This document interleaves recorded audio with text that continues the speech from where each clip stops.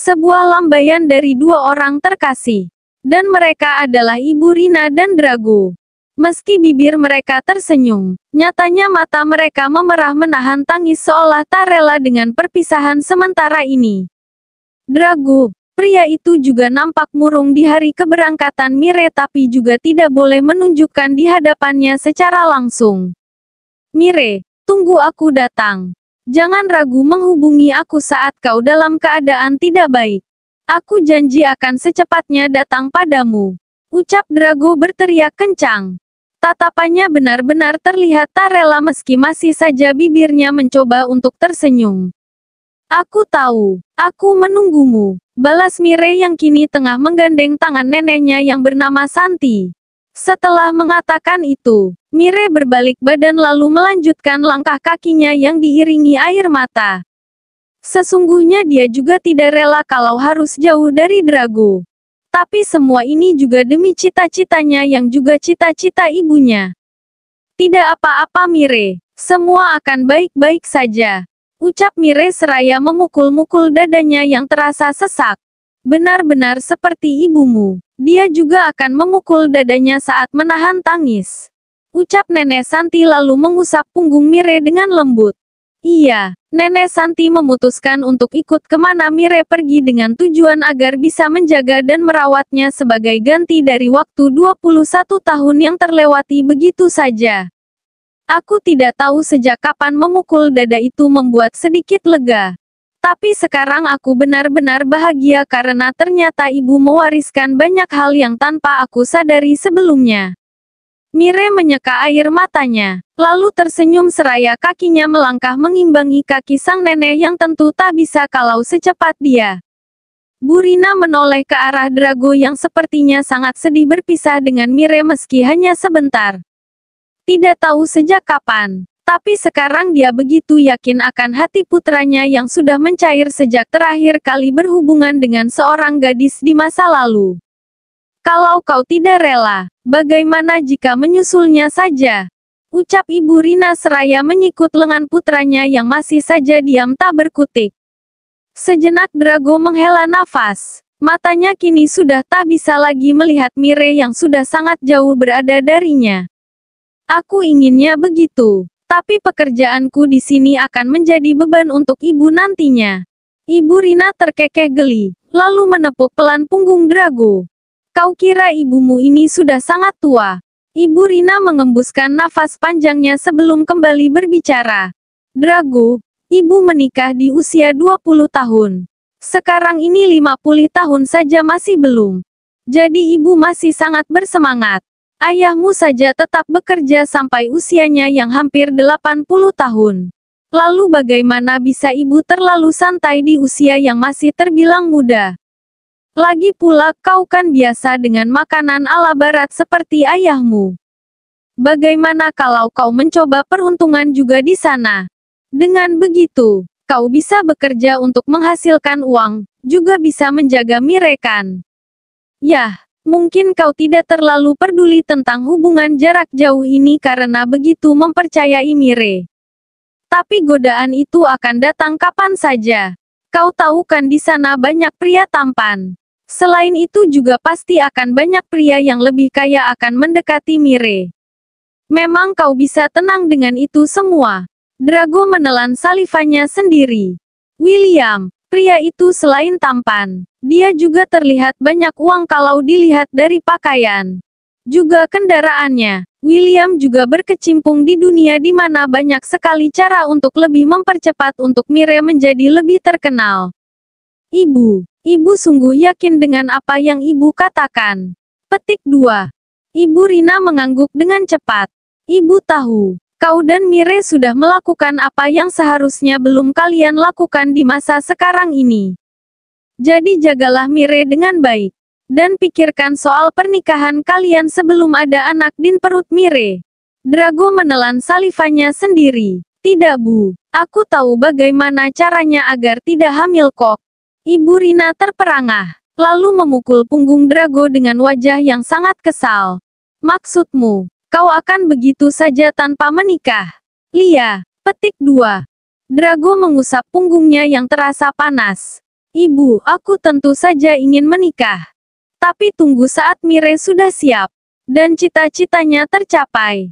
Ibu Rina memijat pelipisnya karena merasa pusing dengan pembicaraan yang ia awali sendiri tadi. Padahal niatnya hanya ingin Mire dan Drago resmi menikah dan jangan berbuat hal seperti itu. Tapi yang ada malah sakit kepala sendiri.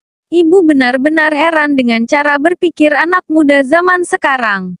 Apa tidak bisa jangan terlalu mengikuti gaya pacaran orang barat?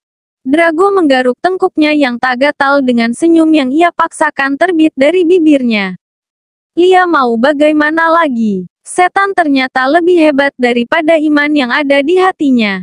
Batin Drago. Tak lama setelah itu, Drago dan Ibu Rina kembali ke rumah mereka. Begitu turun dari mobil, rupanya mobil milik Ayah Luan sudah terparkir di teras rumah. Luan, gumam Ibu Rina seraya menjalankan kakinya masuk ke dalam rumah yang pintunya sudah terbuka karena ada tamu di dalam. Kalian, ada apa? Tanya Ibu Rina saat mendapati Ayah Luan, Ibu Ana, dan Derel di sana. Rina, kami ingin menemui Mire. Tapi pembantumu bilang tadi kalian sedang keluar. Jadi kami memutuskan untuk menunggu di sini. Ujar Ibu Ana setelah bangkit dari tempat duduknya. Mire, dia sudah berangkat ke London Bibi. Jawab Drago. Apa? Ibu Ana terperangah dengan tatapan pilu. Padahal dia sengaja menahan diri selama 4 hari terakhir untuk tidak menemui Mire agar Mire menjadi lebih tenang. Tapi yang ada dia malah terlambat dan tidak bisa lagi melihat wajah Mire hingga waktu yang belum bisa ditentukan kapannya. Kenapa kalian tidak memberitahu kami? Protes Ayah Luan yang juga dia merasa kesal. Padahal dia sudah membeli banyak pakaian, juga aksesoris rambut seperti yang selama ini Mire sukai agar hati putri bungsunya sedikit mencair. Maaf. Keadaan Mire sudah lebih baik beberapa hari setelah kalian tidak menemuinya lagi. Dia juga sudah bertemu dengan neneknya. Ibu kandung bernikah. Sekarang Bibi Santi akan ikut kemanapun Mire pergi untuk menjaga dan merawatnya. Kalian tidak perlu khawatir. Nenek Santi masih terbilang muda dan tidak akan membuat Mire kesulitan. Ibu Ana terkejut hingga mengepalkan tangan dengan begitu kuat.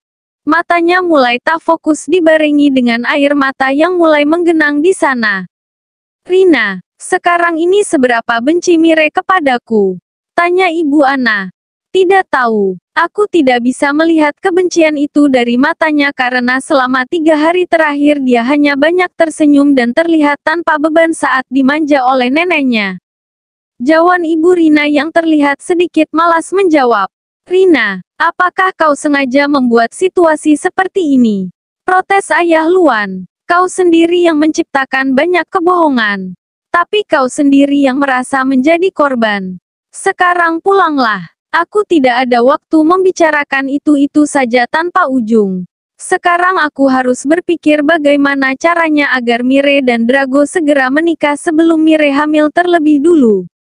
Gumam Ibu Rina seraya berjalan meninggalkan ruang tamu. Sekembalinya Mire ke London, gadis itu sama sekali tak terlihat lelah atau bersantai-santai untuk menghilangkan lelah karena perjalanan jauh yang baru saja dia tempuh. Dia langsung duduk melukis menggunakan semua barang-barang peninggalan ibunya, dan sungguh tangannya terasa begitu ringan seperti ada yang menyalurkan energi. Juga membantunya dalam menggerakkan tangan menjadi lebih lihai dari biasanya. Nenek Santi, dia hanya bisa tersenyum dari balik pintu melihat bagaimana cucunya sangat bersemangat. Sama persisi seperti putrinya yang telah tiada itu. Tidak tahu harus seberapa bersyukur kepada Tuhan atas segala keajaiban yang diberikan padanya. Padahal, selama 21 tahun dia sengaja menarik diri dari masyarakat. Banyak merenung karena masih tak sanggup menghadapi kenyataan pahit yang terjadi kepadanya. Juga kepada putrinya yang malang. Hari itu, hari di mana dia memeluk, meraung-raung karena tak kuasa menahan betapa rasa sedih dan rasa marahnya kepada Tuhan telah berganti hari bahagia penuh syukur seperti sekarang ini. Senyum bernikah yang punah sejak puluhan tahun lalu. Kini bisa ia lihat lagi melalui putrinya. Tangan bernikah yang bergerak dengan cepat dan lihai dalam menggambar kini bisa lagi dia lihat dari cucu satu-satunya itu. Setiap orang pasti pernah mengalami betapa hancur dan kritis di dalam hidupnya. Begitu pula yang pernah dirasakan Nenek Santi puluhan tahun terakhir ini. Senyumnya, kebahagiaan, semangatnya pernah sempat hilang dari hidupnya bersamaan dengan kematian anak satu-satunya itu. Jika teringat lagi hari di mana dia meraung, pingsan hingga berkali-kali saat melihat tubuh putrinya koyak tersisa bagian dada ke atas saja. Sungguh dia ingin sekali mati menyusul putrinya.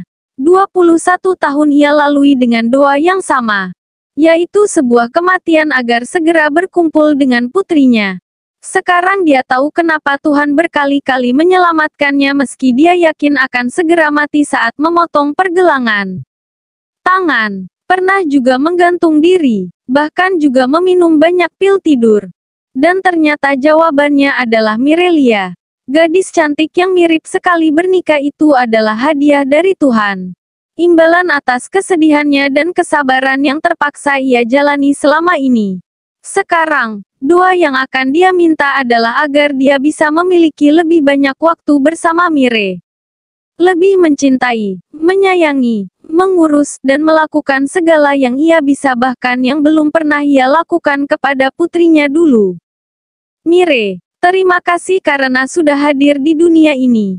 Terima kasih karena sudah memberikan cahaya di dalam hidup nenek yang hampa dan gelap. Sekarang nenek akan mengurusmu dengan baik. Bahkan nyawa nenek juga akan sukarela nenek berikan untukmu. Teruslah hidup dengan bahagia ya nak. Jangan bersedih hanya karena seorang pria. Jangan juga bersedih saat kau tidak bisa mendapatkan apa yang kau inginkan. Ingat, masih banyak bari di dunia ini. Jadi jangan pernah menyerah. Dan jangan pernah memilih pilihan yang menyakitkan seperti ibumu. Nenek perlahan-lahan menutup pintu kamar Mire dan berjalan meninggalkannya sebentar untuk pergi ke dapur dan membuatkan susu hangat kesukaan cucunya itu. Sementara di dalam kamar, Mire terus menggambar apa yang sedang dia pikirkan di dalam hati juga pikirannya. Ibu, ibu, ibu, dan semuanya hanyalah tentang ibunya yang ia rasa begitu berjasa di dalam hidupnya. Benar, tidak sekalipun dia merasakan hangatnya sentuhan tangan ibu kandungnya, tapi melalui balat alat melukis milik ibunya. Dia merasa seperti ada sosok yang hangat berada di sekeliling tubuhnya. Membuatnya merasa nyaman dan tenang. Jika benar itu adalah ibunya, maka untuk apa Mire berlarut dalam kesedihan? Bukankah ibunya juga bisa melihat bagaimana dan apa saja yang ia lakukan di dunia ini? Lia benar sekali. Dia hanya perlu bahagia agar ibunya bisa tersenyum dan istirahat dengan tenang setelah peristiwa menyakitkan di dalam hidup ibunya. Ibu, lukisan yang aku buat ini untukmu. Aku tidak tahu bagaimana mengucapkannya melalui banyak kata-kata. Tapi saat ini aku hanya memikirkan dua hal yang ingin aku katakan padamu.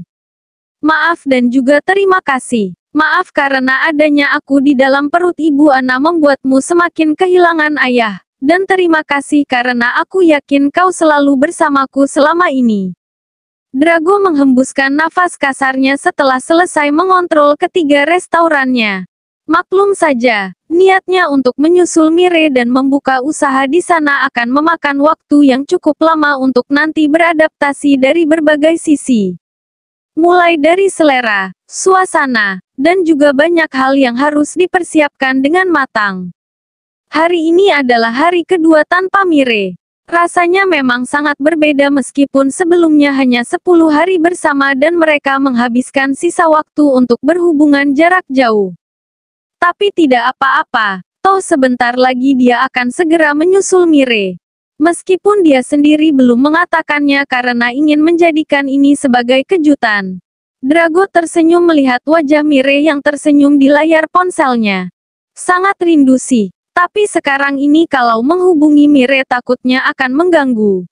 Jadi cukup kirim pesan singkat dan emotion hati saja, batin Drago. Tok-tok. Drago beralih menatap pintu yang kini mulai terbuka dan di sanalah Denny mulai masuk ke ruangan Drago.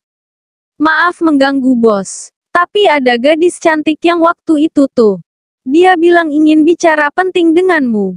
Ucap Denny dengan santai karena memang Drago tak gila dihormati meski wajahnya sering terlihat dingin dan cuek. Tapi nyatanya dia adalah orang yang sangat menghargai orang lain tanpa memandang fisik atau materi. Apalagi kedudukan. Drago menghela nafas sebalnya.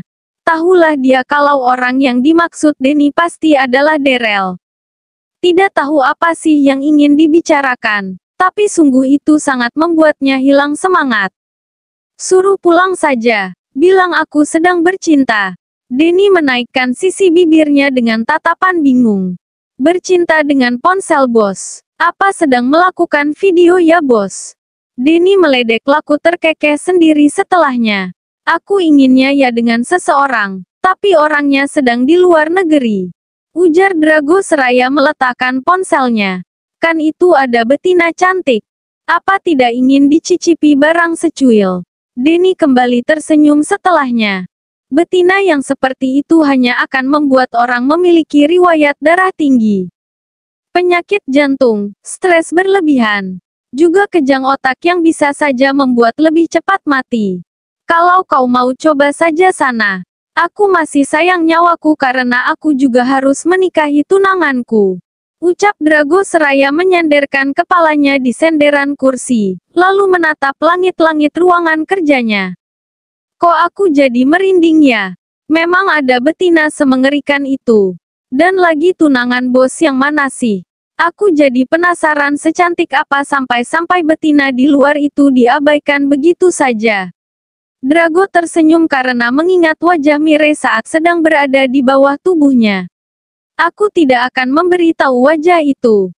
Dia hanya milikku seorang. Denny menjebik sebal. Jangan-jangan tunangan bos buruk rupa ya sampai bos malu untuk mengenalkannya kepadaku. Drago menghela nafas sebalnya karena harus menghadapi Darrell yang begitu bersikeras ingin bicara dengannya hingga rela menunggu sampai pukul 9 malam di restorannya. Sebenarnya sungguh enggan untuk Drago melayani Darrell yang sepertinya sudah tertebak apa yang akan dibicarakan wanita itu. Sebentar dia melihat wajah Darrell yang nampak sedih. Tapi anehnya kenapa dia malah merasa tidak peduli. Sempat ragu ingin bertanya ada masalah apa dengan wanita itu. Tapi kalau selesai lebih cepat urusannya, dia pikir dia juga akan lebih cepat untuk kembali ke rumah karena ini juga sudah lewat makan malam. Dan ibunya pasti makan malam sendirian atau bahkan masih menunggunya untuk makan malam bersama. Cepatlah bicara, aku harus segera pulang, ibuku pasti sudah menungguku. Drago menatap datar wajah Darrell yang kini agak tertunduk. Kalau saja Darrell tidak berdiri di dekat mobilnya, dia bisa saja melengos dan langsung pergikan. Aku ingin meminta maaf untuk yang waktu itu. Ucap Darrell semakin menunduk. Mungkin dia merasa malu. Atau bisa juga dia tidak sanggup menatap wajah Drago karena perasaan di hatinya yang semakin tumbuh tak terkendali. Drago membuang nafas kasarnya. Begini ini basa-basi orang yang akan mengatakan hal tidak masuk akal. Meski dia benar-benar tidak ingin meladeni calon kakak iparnya itu.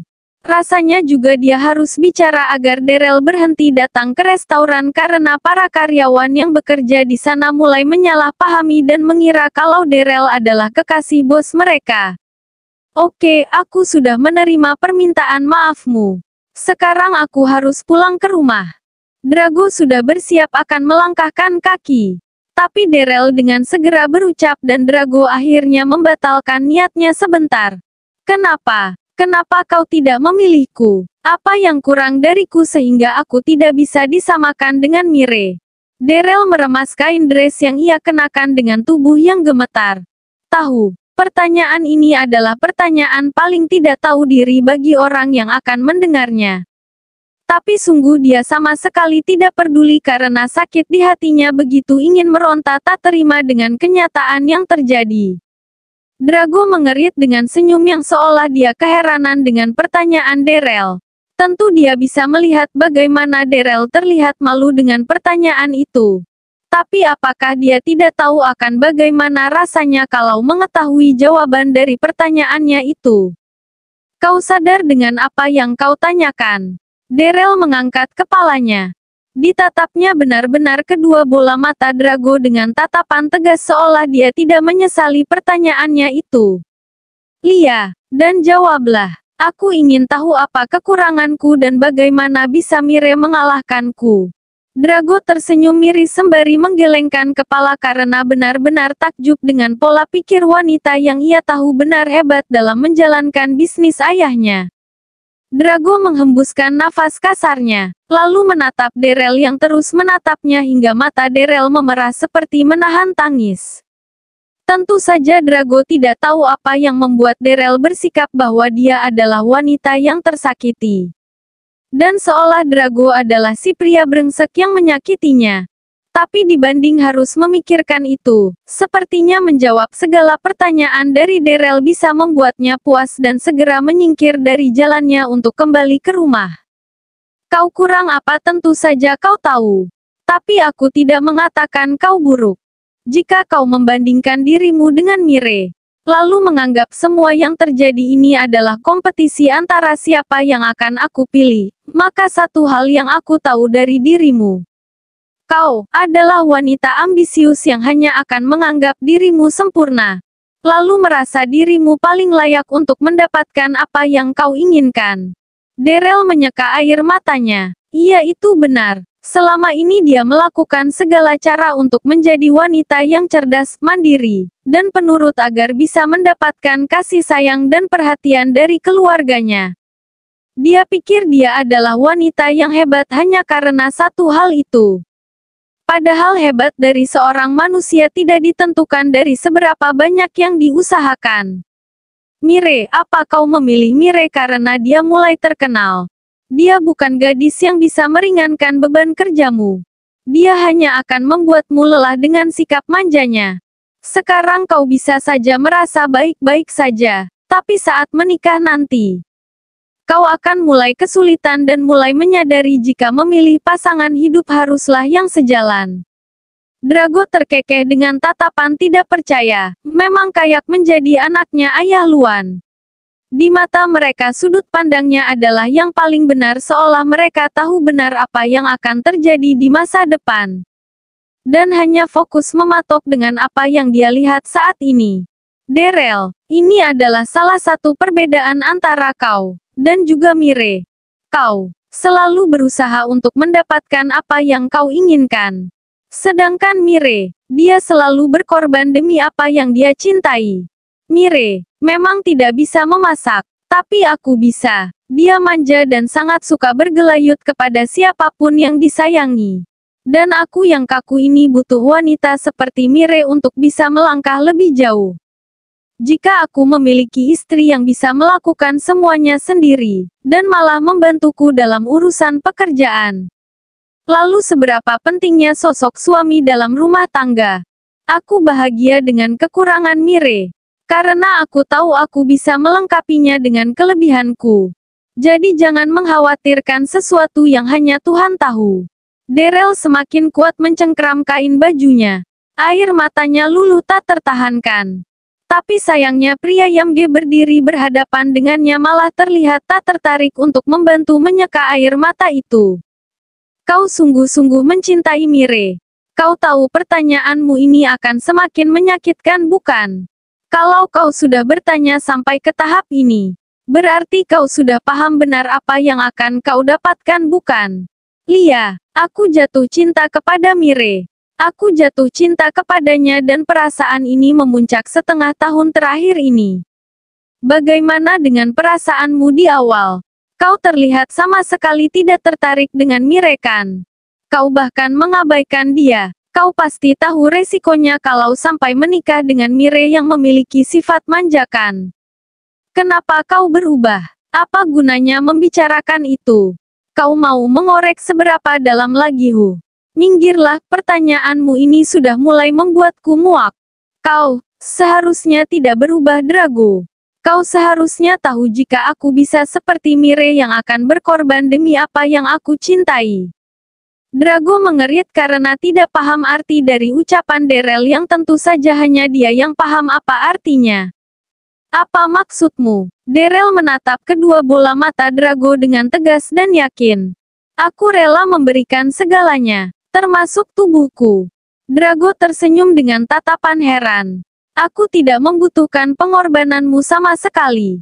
Aku juga tidak membutuhkan tubuhmu karena tubuh Mire sudah cukup untukku. Apa kalian bahkan sudah melakukannya? Darrell menatap kaget. Iya, kami sudah melakukan beberapa kali.